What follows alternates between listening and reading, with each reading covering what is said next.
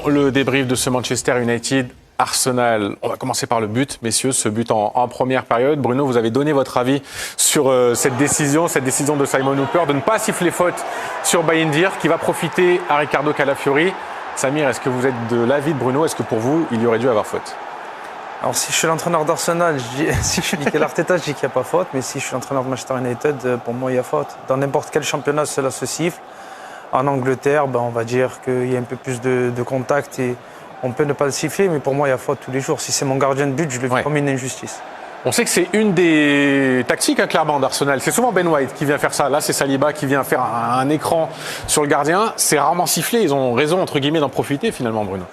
Oui, après, encore une fois, si jamais ce but a été validé, moi, maintenant, le match d'après, si je suis joueur ou si je suis coach d'une équipe, je dis allez bousculer le gardien, c'est pas grave.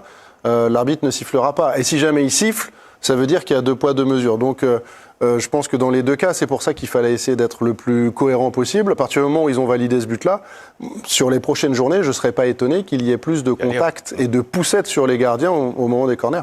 Parce que le bloc, il peut exister en se mettant devant le gardien. Mais on voit le bras de Saliba au niveau de la hanche du gardien de but. C'est pour ça que Bruno et moi, on estime qu'il y a faute. Ça n'a pas été sifflé, ça a profité aux Gunners d'Arsenal qui viennent gagner sur ce but, finalement, qui n'ont pas montré beaucoup plus de choses offensivement. On va en parler avec vous, on va en parler aussi avec Paul Choucriel et Christophe Jallet qui viennent de commenter ce match. Paul, Christophe, oui, c'est une victoire pour ces Gunners d'Arsenal. Vainqueur, mais pas non plus franchement convaincant. Hein. Oui, tout n'a pas été parfait pour Arsenal, loin de là. L'essentiel est là plutôt pour les Gunners. Après cette première journée, il fallait venir s'imposer ici à Manchester United.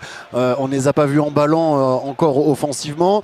Ils sont toujours sur les forces qu'on leur connaît. Très bons sur les coups de pied arrêtés et très forts défensivement, notamment en deuxième période. Oui, c'est sûr, une équipe d'Arsenal, comme on l'avait dit à la mi-temps, un peu en rodage. Mais c'est vrai qu'ils ont su s'appuyer sur ce qu'ils savent faire de très bien, c'est-à-dire un bloc défensif très compact, solide, avec un David Raya performant encore une fois. Et puis ils ont su débloquer la situation sur un coup de pied arrêté. Alors oui, tout n'a pas été parfait offensivement. On a très peu vu Victor Gyökeres un peu en difficulté dos au jeu. Mais voilà, les Gunners, ils sont présents, ils viennent s'imposer à Old Trafford lors de la première journée. Et déjà, ils ont marqué les esprits, pas dans le jeu, mais en tout cas niveau comptablement.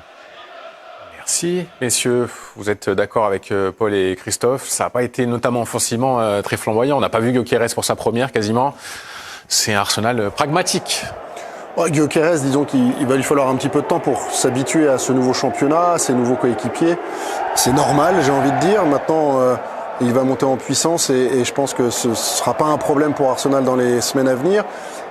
Saka a été plus que discret, Martinelli également. Et globalement, c'est offensivement où Arsenal